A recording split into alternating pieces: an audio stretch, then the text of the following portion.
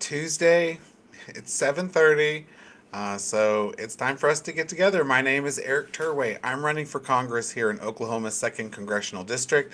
Thanks for joining me tonight. We always get together every Tuesday at this time so that we can talk about what's going on in our district, what's important to us, kind of give you an update on what's happening with the campaign, and give you an opportunity to just let someone who is on his way to DC know what's on your mind and what's important to you. Because for a long time, and I know this personally, we have not been listened to, we have not been heard, and I want that to be something that has changed immediately. So that's what we do every Tuesday at this time.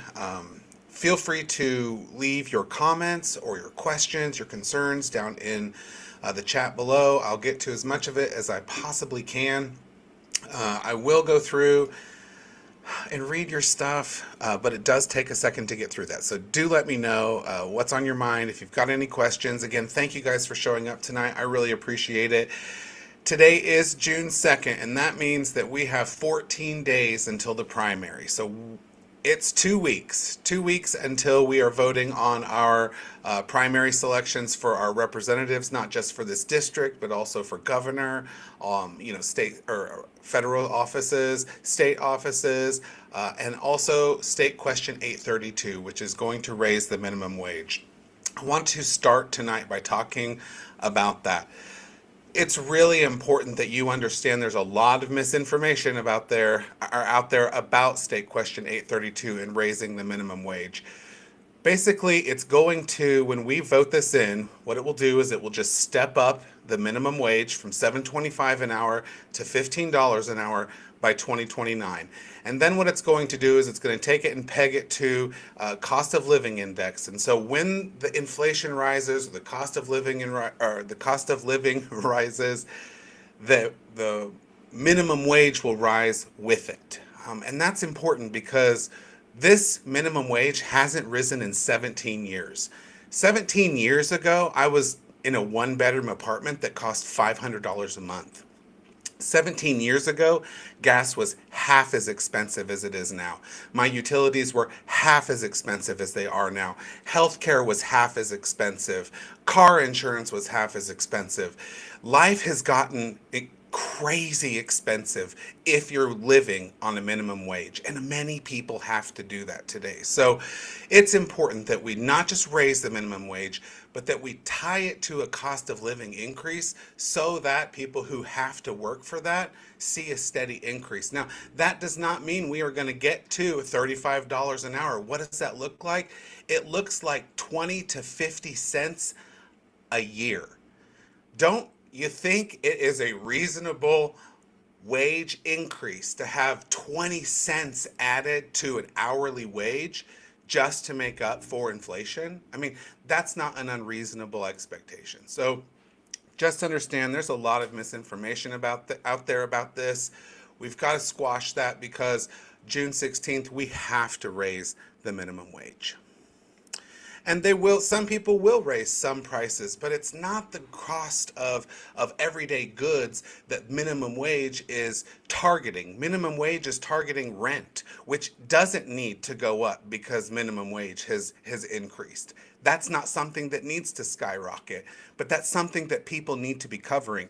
You know, the cost of your electricity, that doesn't need to go up just because we've raised the minimum wage. But if people have more money in their pocket, they can take care of that cost. You know, there are a lot of costs that aren't going to go up, and the things that will go up will only go up a small amount. It's not going to be as devastating as they make it. It's just not. Prices would have to double for that to happen, and that's just not going to happen unless the president starts a few more of his wars of choice, or if he continues his trade wars, or if he decides to come up with some more bullshit tariffs. Then that might happen, but that's not something that would happen organically in our markets. So it's not something you need to be afraid of. Don't be afraid of lifting your fellow Oklahomans off of the floor and providing them with more than a slave wage. That's something we can do. We don't have to apologize for it. I explain it because it makes sense, but it's not a, oh man, oh, we really need to do. No, we're going to do this because it's the right and decent thing to do, and Oklahomans are right and decent people. So we're going to take care of this. June 16th, vote yes on state question 832. All right. I saw a really great video earlier. Let me go through these really quickly. A lot of people showing up. Thank you for showing up. I saw a really great video earlier that was talking about Josh Burkeen, and they were like, they were going to his offices and they were trying to, see if he was available. And of course, he's not. You cannot think at this point that you're going to show up to Josh Burkeen's office anywhere and talk to him or have a meaningful conversation with his staff unless it was scheduled months in advance and he has all his little talking points and everything just ready to go. He is not an off the cuff kind of guy. You're not going to be able to ask him questions and get real answers because he doesn't know what he's talking about. And that's not necessarily, his fault. He just doesn't seem like a curious guy. He just likes to be told what to do, and he does it.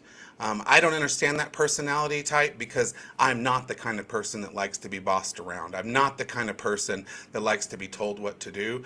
I do like to listen to what others have to say, but I'm definitely not the kind of guy who is going to report to Washington and take orders from daddy. And that seems to have happened to us here in the second congressional district. So, it's unfortunate that that's what's happening, but I saw a video of someone trying to talk to him, and it was the funniest thing I've seen in a long time. It's a candidate for governor here in the state. I honestly can't even remember his name. But he went to the office to talk to him. They were saying it's illegal to video here, and I don't know. It was a crazy video. Just again proves the point. He's absolutely absent. Absentee leadership has to go. We have the opportunity to get rid of him. It's time we make that choice. So, all right. Any questions or comments? Nope. So why should you vote for me? That's a great question. So what are we running for? We're running to make things more affordable. Again, we're running to make sure that people can afford life no matter where they live in this country, and especially here in the second congressional district. We're making sure that healthcare is something that everybody has access to. If you're afraid of your rural hospital closing, then you need to stop voting for Republicans who are causing this to happen faster than it needs to. And that's what we're running to save. We want to have really well-funded public education because we know that an educated population is a stable population. It's a prosperous population. It's something that we can build a foundation on, and that's not something that the Republicans believe in. And so, again, if you are tired of watching your public education get dismantled, if you're tired of watching your public dollars being sent to private schools, that's what we're fighting against. So that's something we care about a lot. How are we going to do it? That's a great question.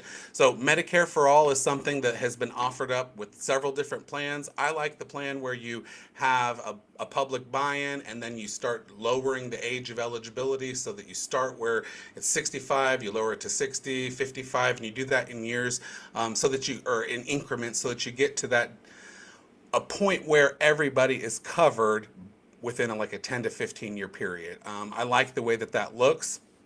I believe in a green economy. There's a website called newconsensus.com where you can go and you can see a 21-point plan for walking our economy in a 10-year course of action from the kind of economy we have today. And it shows you how we transform each sector of the economy to a green, prosperous, and manufacturing heavy economy again. When we talk about education, we've got to get away from charging people for an education and offering it up as a public service again. We used to be really great at offering public education, and public education was something that this country did really well. It was no coincidence that at the same time we were also dominating all of the science, tech, engineering, all of those industries. Those were ours, and those were only ours. And why? because we were absolutely dominating education. We have to get back to doing that again. So that's where we would start. And how do we pay for a lot of that? We have got to restructure our taxes. We have got to make sure that the people at the top are paying their fair share. And more than that, we have to make sure that corporations aren't using unfair tax loops to get around paying their fair share. You and I don't have access to that stuff, and we shouldn't. Everybody should be paying their fair share. And that's where corporations have let us down. And so we need to take a very long, hard look at that. And we also need to stop the corruption. Oh my God, there are billions of dollars going out the door right now, today, with this administration, simply because Congress isn't getting off of its ass and saying, hey, this shouldn't be happening. They finally did it with one program, but that's just a drop in the bucket. And so that's another way that we can, make sure that we have money to pay for these programs later on.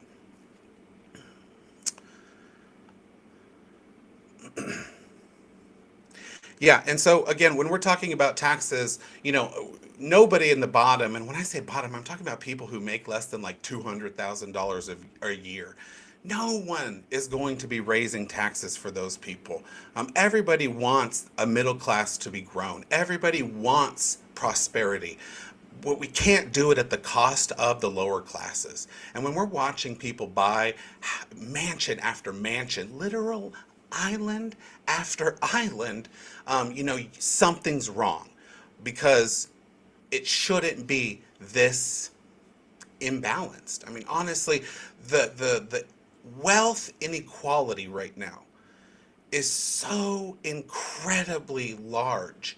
It's larger than almost at any other time in history. We're talking about revolutions, awful, terrible revolutions have happened in other countries at times where, the wealth inequality was less than it is right now. And so we want to avoid those kinds of situations. And unfortunately, it seems like we are hurtling towards those kinds of situations when you are dismantling education, when you are taking away quality jobs, and you are giving people no hope. And so, yeah, I know that financials seem like a really difficult thing to overcome. It's just a matter of getting real with our tax system, going through and eliminating those corporate tax exemptions, making sure that they're paying their fair share, and getting down to the business of governing in a responsible, transparent manner. That's what it takes. And it sounds simple. I know that it's more complicated than that. We all know that. But it is as simple as being transparent. It is as simple as being focused on doing the right thing instead of providing grift and kickbacks to your corporate sponsors, donors, and friends. It's step one, I guess. Yeah, and I don't really believe in EBT abuse. I know that every government program has some abuse, but I don't think it's as widespread as to believe that there are so many billions of dollars going out the door. And listen, we're talking about food.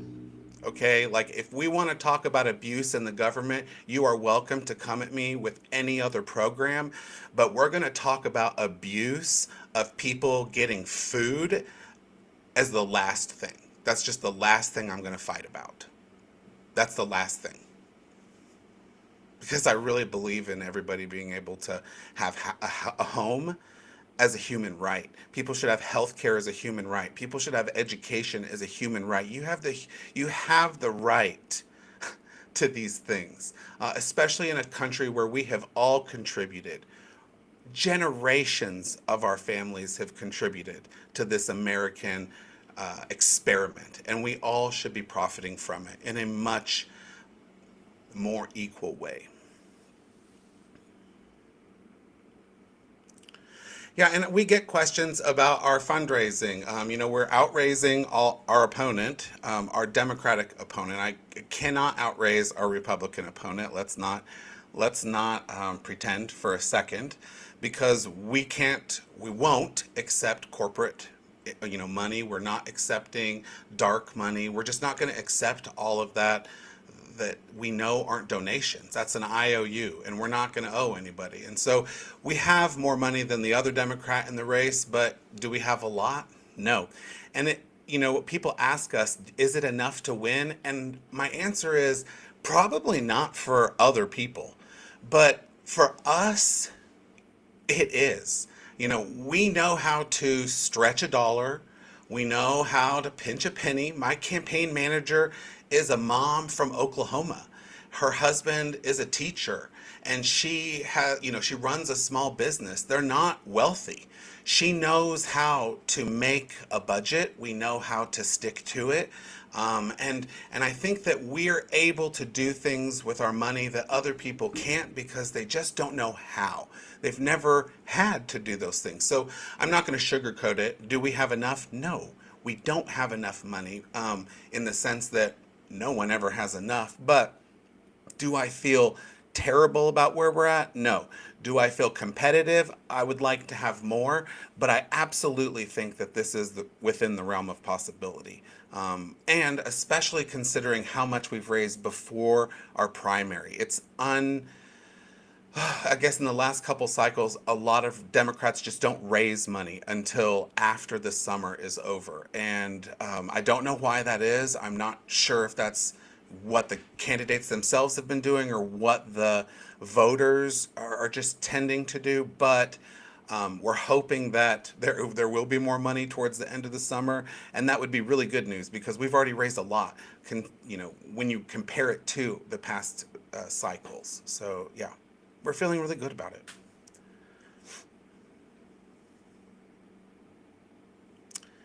Let's see here. You will not give your pathetic platform either. I don't know what you're talking about there. You can absolutely visit my website, turwayforcongress.com. You can check out my entire platform. I'm pretty sure I just ran down the whole list of things that we believe in. I'm sorry if you weren't paying attention. That happens a lot. I was a teacher. People tune in, they tune out, they show up late, they leave, they come back. But we went through the whole list, so just go to the website and check it out. What do I think is the biggest issue for CD2 right now? I'm really glad you asked that question. I think that our hospitals closing is the biggest disaster that is hurtling towards this congressional district that a lot of people, they might kind of tangentially realize that it's coming, but I don't think a lot of people have actually let that sink in. So when our hospitals close here, we're only going to have the options of going places like Tulsa, Oklahoma City, Fort Smith, crossing the state border to go south into Texas. There are people already in southeastern Oklahoma who have to go to Paris, Texas, to go to the OBGYN there because that's the only one, for hours down in that area. And so that's just something that will keep happening. There'll be more and more of that. And those hospitals will, they're not built to handle all of the population of Tulsa plus all of the populations of Bartlesville and Claremore and Veneta and Miami and you just start adding all of these up and it's going to be a disaster eventually. And then for some communities who've already seen their hospitals close, it's already been a pretty big disaster. And we know when hospitals close and when the schools close that the town dies. That's it. And so these are existential questions. This isn't like, oh, what kind of industry do we want to have in our town? What kind of town do we want to be? What kind of place do we want to leave our children? It's legitimately, are we even going to have a town in 5 years or not? Because when the hospital and the schools close, what's left in some of these places? And so, and that's a big deal because every farm around them depends on that. And if we don't have farms because their towns die, then where are we going to get our food?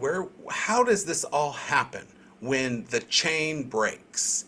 And it is absolutely under pressure right now. Yeah, and gas is going to be really expensive next year. And gas, listen, it is, go fill up your car now.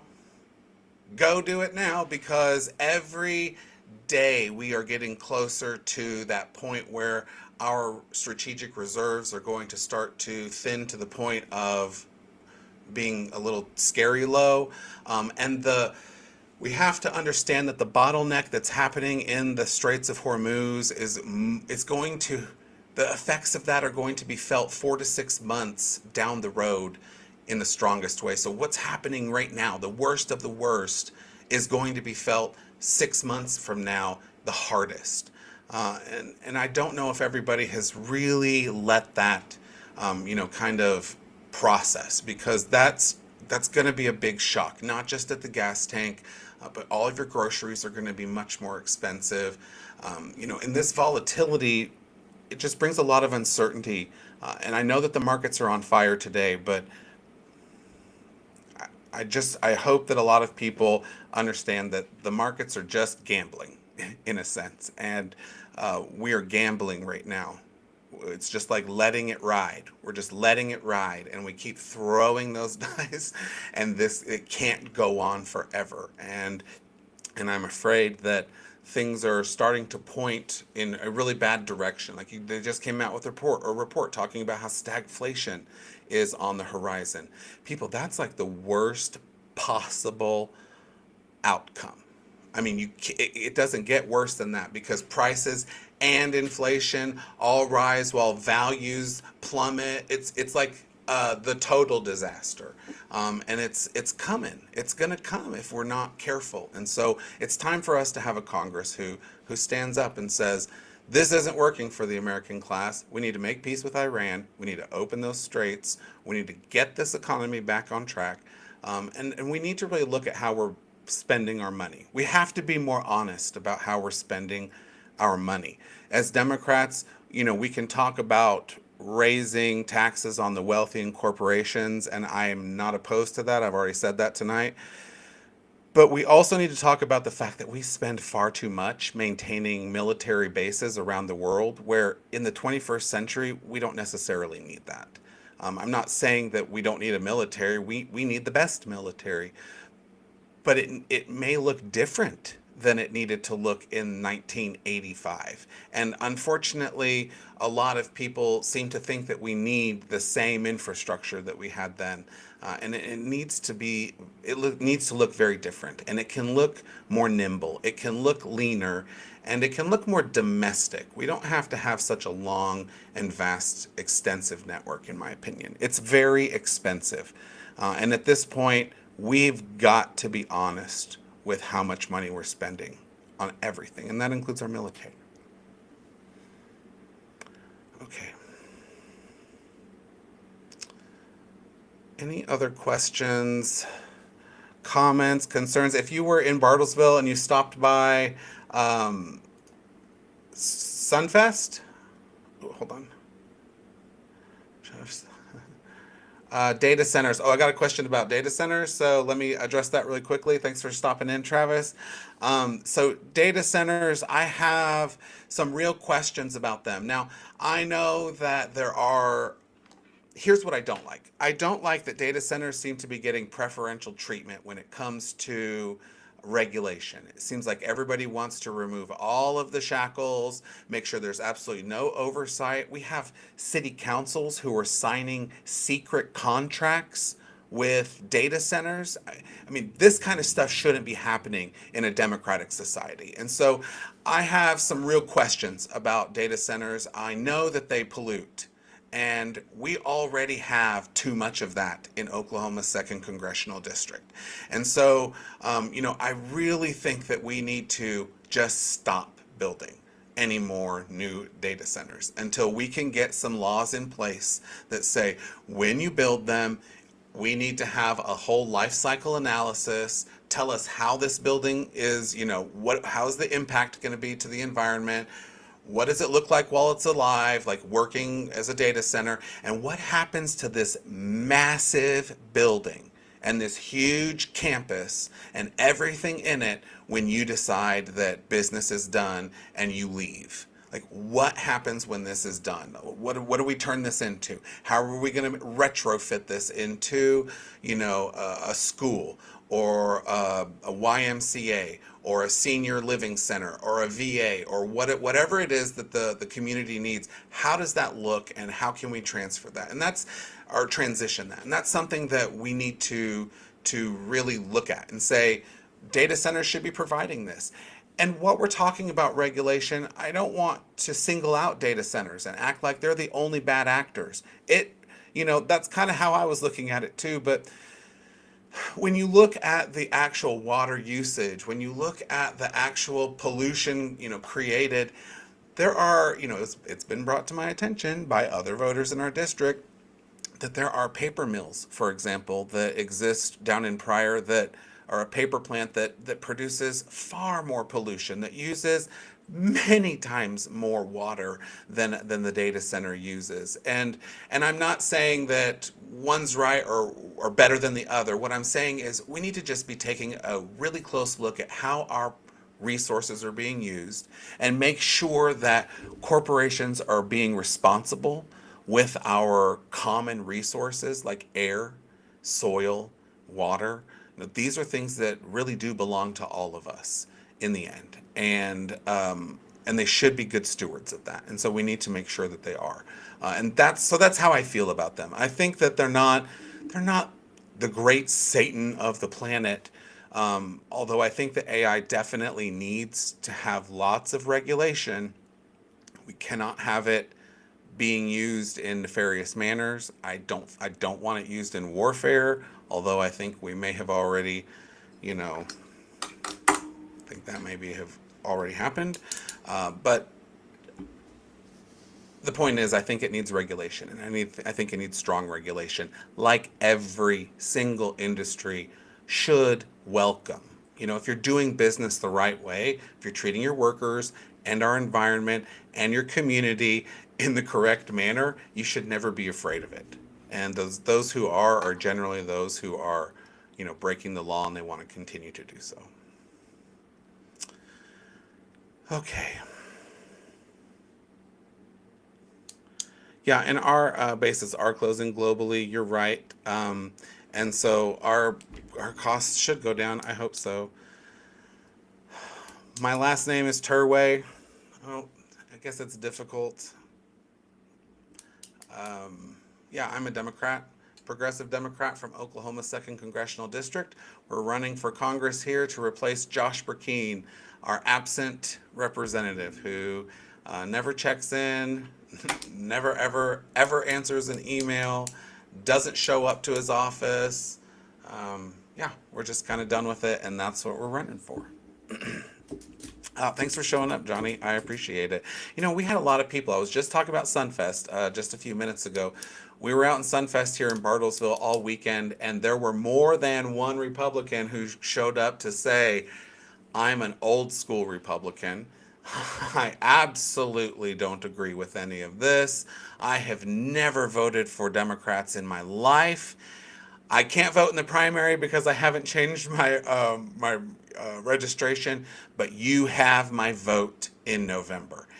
It has never happened in all of my time working at the booth at Sunfest here in Washington County, Oklahoma, that we have had so many Republicans come up to us and make a point of saying, you have our votes. That just never, it's unheard of in these parts for that to happen. And what's more is we generally have to kind of go out and fish for people. We got to go out there and really stop people and ask them if they're a voter and try to get them to register. And it was less the case this year that was true. We just kind of sat back and people came to us. Lots and lots and lots of people just coming by. They wanted information on every candidate we had.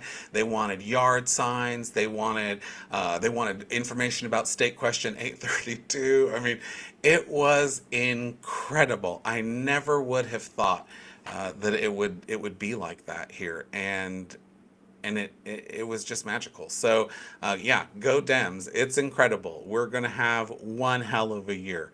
It's gonna be great. Thanks for showing up, Merv. I appreciate the vote. Thank you, guys. I really do appreciate it. I know we normally wrap up around 8 o'clock. It has been suggested to me, however, that we maybe extend this 15 minutes or so because some people show up a little bit later. They feel like they miss out on the conversation, and and I just don't want that to be the case. So tonight I'm just going to give you guys a little bit of an encore here for about 15 more minutes. We'll make sure that we stay around. And if you're the kind of person who usually can't show up until about 8 o'clock, tonight's your lucky night. Here I am. Make sure to drop your comments or questions down below. Again, my name is Eric Turway. I'm running for Congress here in Oklahoma's 2nd Congressional District. Our opponent is Josh Burkeen. I do have a primary in 2 weeks on June 16th. If you're a voter, a Democratic voter, especially here in Oklahoma's 2nd Congressional District, please, please, please get out and vote for me 2 weeks from today. I also encourage you to please vote yes on State Question 832 to raise the minimum wage here in Oklahoma from $7.25 an hour to $15 an hour by 2029. My cat's meowing.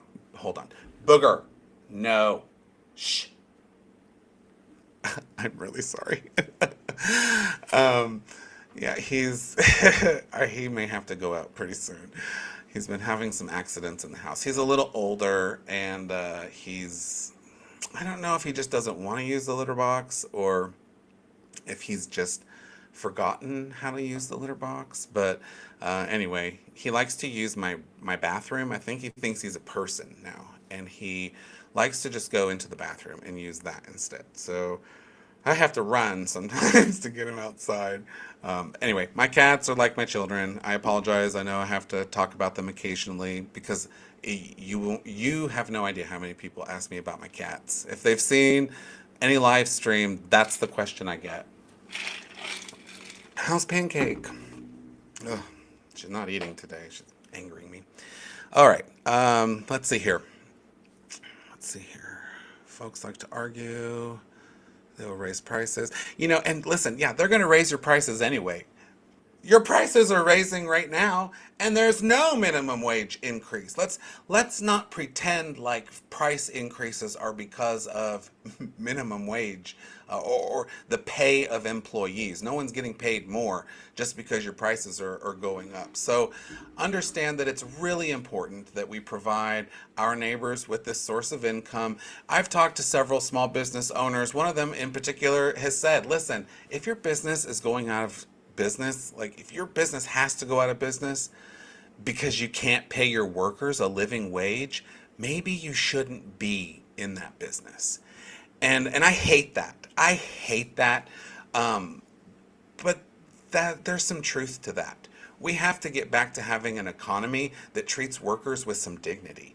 And dignity means not paying slave wages. Their time is valuable, and they deserve at least $15 an hour. So, get out there, support workers, make sure that they have what they need. Businesses will adapt. They will make the change, and if they need to raise their prices, they will. But those who deserve to stay in business will. That's how the markets work, and we're just going to let that. We're just going to let that happen. We need to have these increases, and if they won't do it on their own, we will have to do it for them. So get out there and vote yes on State Question 832. And I know it is a lot of truth, and I hate to say it sometimes. I know it's hurt. Some people are out there like, oh my God, shut up, Eric, shut up. Don't say that out loud. Yeah, but these things have to be said out loud. I'm that guy that just says the truth, even if maybe some people around me are like, shut the fuck up sometimes. I can't, I'm just gonna say what I believe and what I think, and I think that that's a valuable quality to have in today's day and age. We have a representative now who I don't know what he's thinking other than Bible verses and Federalist papers. Honestly, that's all we get from him. And so I don't know what's on his mind. I don't know what kind of a person he truly is. And I hope that when I get to Washington, you guys can say, I know who that guy is. I saw him every Tuesday at 7:30. He was just that normal guy. answering questions, talking with us about, what was going on in our district, and, shooting the shit about his one-eyed cat and his senile old cat, and, I mean, just a normal guy. That's what I hope you guys take away from it, because I'm not someone who's special, and I hope that that is what sets me apart from some other candidates. I'm not special. I'm just one of you, and it's time we elect one of us. What's my opinion on House Bill 1232? Ooh, let me see what. Hold on. Please, please, please, just put in the comments. Remind me what this one is about. Is this one the one that's about merging our military with Israel? And I apologize for not knowing every single number here. I'm just not, I just don't know them all. Hold on. I'm just going to search it real quick. House Bill 1232.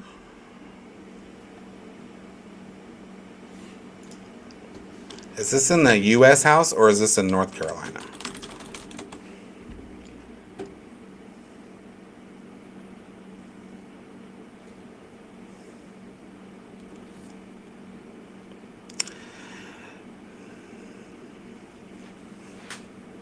Why would we want another Republican or Democrat in Congress? How are you different? While I wait on what House Bill 1232 is, I'm going to answer that question. So, first off, you don't have another choice in this district. There's only Democrats and Republicans running. I don't even think there is an independent in the race. And so we are your only choices. And so when I say why would you have a Democrat versus a Republican? I would say take a good look at your life here in Oklahoma. Look at where we were 30 years ago. Look at where we were with education. Look at where we were with healthcare. Look at how our roads were. I mean, our bridges. Look at everything. And then look at where we are today. And if you don't know those numbers, basically we're in the garbage can today. And that's a result of having the Republican Party have complete control of our government. I don't think that one party rule is the answer to any level of government. I don't think that Democrats having all of the power is the answer. I don't think that Republicans having all of the power is the answer. But I can tell you right now, what we have is too much Republican power at the federal level.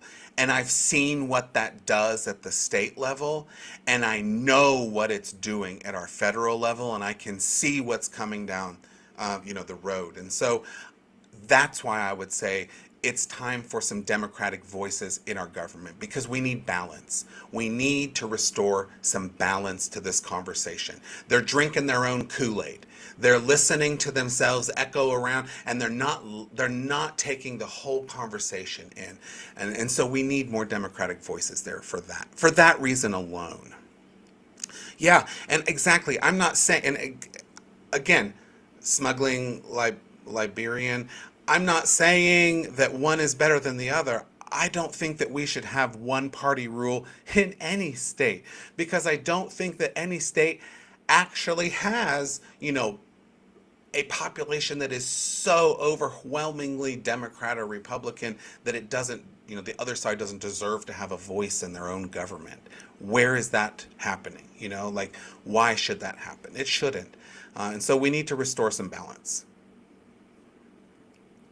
And I think that it's just more important that we have independent minded people rather than people who have an independent label. Because, Bernie Sanders has an independent label, but that man votes as Democrat or more Democrat than most people. So I think that what you're actually looking for, or what we actually need, are just people who think for themselves, people who listen to the folks who live in their district and actually respond to what those people need. I think that's what we need more, is just critical independent thinkers rather than people who run and live and die on party politics and labels. Yeah, no, I don't like MAGA light Dems. Holy shit, don't even get me started on centrists. no, I don't want to do it. Yeah. Booger Bear. No. Shh. I apologize. He's probably got to go out, so I've only got maybe a few more minutes left of this. So, if you guys have any last questions, please, please, please drop them down there. And I don't disagree with you, smuggling. I absolutely. I love independent thinkers. I want to see us get to better balance, and I'm sure having more people, who with an independent label is a great thing for Congress. So I don't disagree with you. I just kind of feel like maybe we need a few more voices, and that includes some Democrats.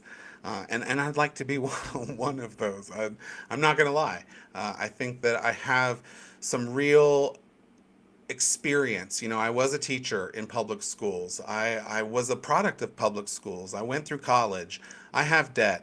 We recently bought a house that I have that mortgage that is really unaffordable.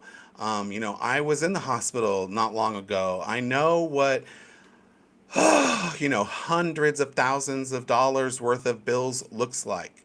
I was talking with some people the other day. I know what that feeling is when you open a bill and it's like a disconnect notice and you don't know why. Like you're like, holy crap, I know I paid that bill. And you have that blood just like it drains from your face and you get that prickling sensation that goes through your hair and down your neck. Like these are things that people need to understand how it feels. Like they better fucking know how that feels if you're going to sit in Congress and legislate people's lives. Because if you don't know how that feels, then you have no fucking business being there. You don't know what people are going through. And so, those are the experiences that people need to be taking to Congress. And these are the things that I understand as well as anybody else. I know how this stuff feels. And I know how crushing these costs are. I mean, we are on a shoestring budget in this family. And it's getting tighter and tighter and tighter. And I don't know how much longer we can live the life that we have without making really drastic changes. We've made changes, but things are about to get really tight. And I know how that feels for a lot of people. And so that's why we're running. My thoughts on the military merge proposal. Oh my God. Okay, listen. No. No, no, no. Fuck no. Hell no. Over my dead body. No. Like, there is no reason under God's, there's just no reason at all why we should merge our military with anyone's military, let alone a war criminal like Benjamin Netanyahu. And that man, listen to me right now. We would have a peace agreement with Iran in this illegal ass war that we started because of Israel, but we would have that. We would have it in hand today. The straits would be open right now, except that Israel can't get the fuck out of Lebanon and stop bombing innocent people. And because of that, Iran has taken a principled stand, and they have said, we will absolutely not make peace with people who perpetuate genocide and won't stop doing it. And that includes us. And why? Because we're handing Israel bomb after bomb after bomb. That's on us, people. That's American munitions. Those are made in the USA, and they're bombing innocent people in the Middle East. It's not okay with me. It's not okay with me. And I don't want to merge our military with them. They're going to have all the access that they could ever want to all of the military information that they could ever need. And I say no. I say absolutely no. No, don't hand that over to them. Yeah, listen, I said it at the beginning. We don't need to be merging our military with anyone. Israel, Saudi Arabia, fucking France. I don't care who it is. Nobody. Because that's our military. And eventually, as we can see, your friendships can sour. Things can go wrong. And we need to make sure that our military is sovereign. And this is something that absolutely violates that to the very core. So no, I'm against it. Listen, if you don't know me, by now. I am very anti-Israel. I do not want to give them money. I don't want to give them arms. They are gobbling up other people's land. It's not right. It's not right. It's so beyond wrong what they're doing. Again, I don't have any problem saying it. I don't feel like any Israeli spy is going to come and kill me in my sleep, but who knows? I'm not really afraid though. I think that it would be worse to be in Gaza right now, for sure. And I feel really bad for them. It would be worse to be in Lebanon or Syria or Iran or any other country that's being illegally bombed and targeted by Benjamin Netanyahu and his war criminal cabinet. And so that's how I feel about that. Oh, and I also don't accept AIPAC money because they're just gross. They're like the Jeffrey Epstein and Ghislaine Maxwell for Israel. Like they're just out there pimping our congressmen and women. It's so disgusting. They're so fucking disgusting. If they take AIPAC money, they are so fucking disgusting. That's how I feel about that. My campaign manager's gonna be like, Eric. Sorry, Rebecca. Any other questions? I don't know who's supporting Iran.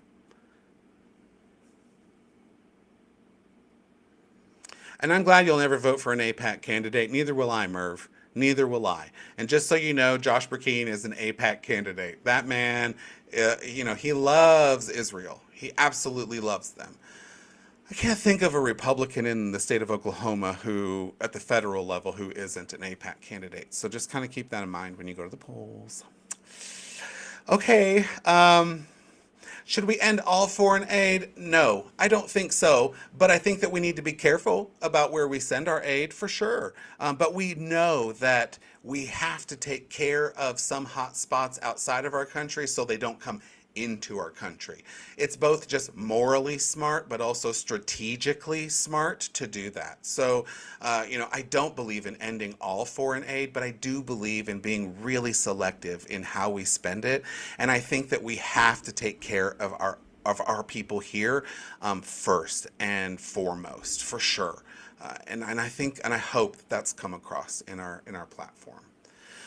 I hate to end it here, but my cat is about to absolutely just pee all over my house. If he hasn't already, he stopped crying, so I might have a mess to go clean up. I hate to run, guys, but please, please, please send us any extra thoughts, comments, or concerns, or come back here next week at 7:30 p.m. I'll be back here every Tuesday. Again, 2 weeks until the primary. Visit our website, terwayforcongress.com. Send us an email, send us a DM. We're on all the socials, but do comment with us. We absolutely love to interact with you guys. I love answering questions. I love it when you reach out. Connect with us. We absolutely, it's our gas right now. And since we can't afford real gasoline, it's all we have right now. So thank you guys for coming out. I really appreciate it. Have a great Tuesday. Have a great week. Take care of yourselves, and if you can, take care of someone else close to you. I'll see you guys next week. Have a good one.